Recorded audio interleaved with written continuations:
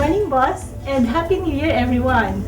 Gusto niyo ba simulan natin ng New Year na maganda kayo? Siyempre, para maganda rin ang pasok ng taon, diba?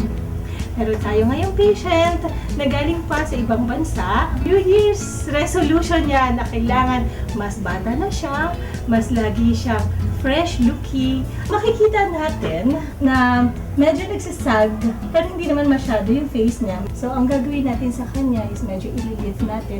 Sa ngayon, ang gagawin natin is thread lift. Ano nga ba yung thread lift? Nakakatakot pakinggan, di ba? Pero huwag kayong mag-alala. Dahil ang thread lift, hindi masakit, minimally invasive siya, hindi kailangan hiwaan, walang kailangan na surgery, at hindi ka pinapatulog. After the procedure, pwede mong gawin lahat ng ginagawa mo everyday. Sulatan lang muna natin siya. Siyempre, kailangan may guide tayo kung ano yung gagawin. Maganda itong procedure na to para sa mga 30 years old to 40 years old. Pero syempre, kung mga 50 years old ka, tapos hindi pa naman masyadong saggy yung skin mo, then candidate ka pa rin sa procedure na to. Pinaplano natin kung saan tayo mag-i-inject sa kanya, kung saan yung kailangan ng thread. Tapos wala siyang mararamdaman kasi meron tong anesthesia.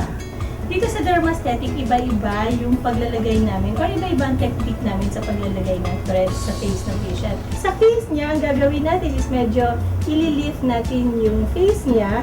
Kaya ganito yung pattern. Although, gusto ko rin magkaroon ng additional volume ang cheeks niya. Doktora, may tanong ako. Pagka sa office ba ng procedure, hindi ba ako magmumukhang robot o yung kagaya ni Michael Jackson?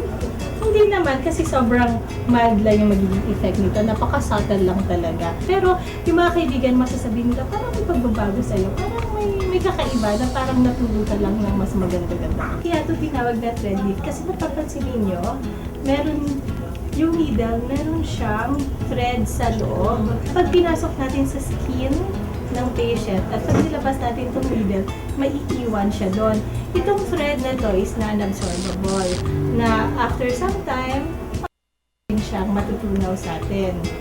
Kaya yung mismong effect, maglalast lang ng, say for example, mga 6 months to 3 years. May iba't ibang klaseng threads na ginagamit for thread lift. So, merong mas mahaba, merong mas maiiksi, meron naman may mga barb na tinatawag. Depende sa case ng patient at yung part ng face na lalagyan, doon magpa-vary yung kind ng threads na gagamitin natin. No? Sa ngayon, ang gagamitin natin sa kanya is Ultra V-Lift. Dito sa cheek area, gagamitin ko is 30 mm. Dito naman sa lower part, ang gagamitin natin is mas mahaba. Pag pumasok na yung needle sa loob, iiwan na niya yung thread doon. Yung thread na yun yung mag-cause ng fibrosis para magkaroon ng collagen formation. Siya yung magsisilbing parang trap para sa mga bagong skin. Normally, itong procedure na to matatapos to within 15 minutes to 20 minutes. Ang thread lift, hindi siya best substitute for surgical facelift. After the procedure, meron tayong makikita ang konting effect. Pero basically, it's more of yung inflammation dahil may ginawa tayo sa kanya. So, medyo may konting lifting. Pero normally, mga after 1 week to 3 weeks, makikita na ninyo na talagang lifting. And then, yung skin natin, parang 10 years younger. Doktora, anong pwedeng side effect mo?